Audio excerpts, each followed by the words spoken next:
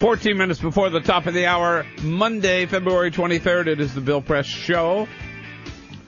And we remember him well from the 2008 presidential contest.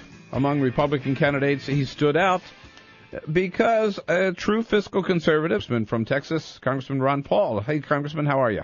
Good, thank you, Bill. Good to be with you. Good to have you here again. And I want to start, before we get into the banks and the stimulus package and all that economic stuff, I attended the White House briefing Friday, Congressman, and there was a lot of news last week, and the reporters asked questions about every issue you can imagine, but there was not one single question about Afghanistan. Oh, and trying to repeat history once again and show that Afghanistan, the people of Afghanistan don't want foreign occupation. Some people claim it's getting pipelines, oil pipelines and gas pipelines through that country, and some people think... People, I just think, they think of Afghanistan as the good war, right? Iraq was the bad war, but Afghanistan's... war.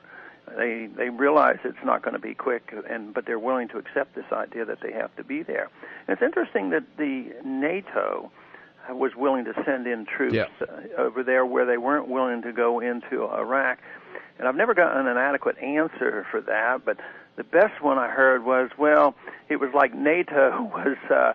getting to the point where they thought they were non-essential and they had to be a participant. I wanted to say the other day that they were going to get ready to bring their troops home. Yeah, they're bringing their troops home. A lot of talk these days, Congressman, about possible nationalization of the banks. And Chris Dodd the other day said he doesn't like it, but he thinks it's necessary in the short run. So is Alan Greenspan. What's your take? Nationalized because...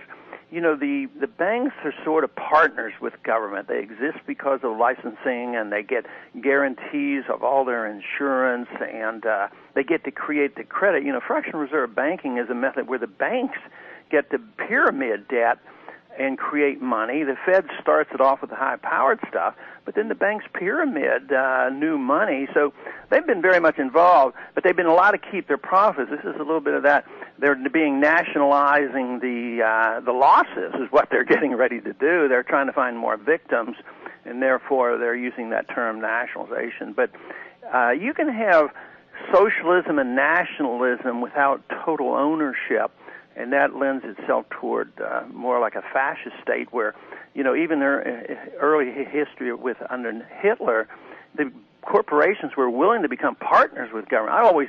I never liked this term partnership of business and government. It just scares the daylights out of me, and a lot of them are talking about it. And I think the best thing is to let the companies and the banks go bankrupt, and it is rough, but to destroy the currency, and we've destroyed the financial system. I mean, the financial system doesn't work. The dollar reserve standard has not spend money. You want people to live within their means. This whole idea that, the Keynesian view is that you need more spending, but how could we have had more spending in the last 10 years? That's all the consumers were doing. They were told spend, spend, spend, spend. So that theory, I think, has been blown. I mean, if it couldn't prevent the recession, depression, how is it going to get you out of it by getting consumers to spend money? And that's what they're doing on these bailouts, is to make sure your house mortgages, your value doesn't go down, so you can keep borrowing, keep spending. I don't think it can work. Yeah, it does seem at some point we're going to run out of money, but I don't know.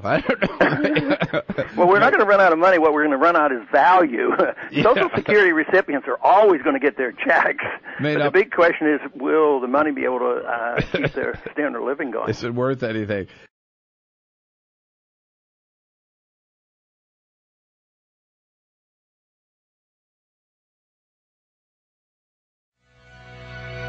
Big brother is watching.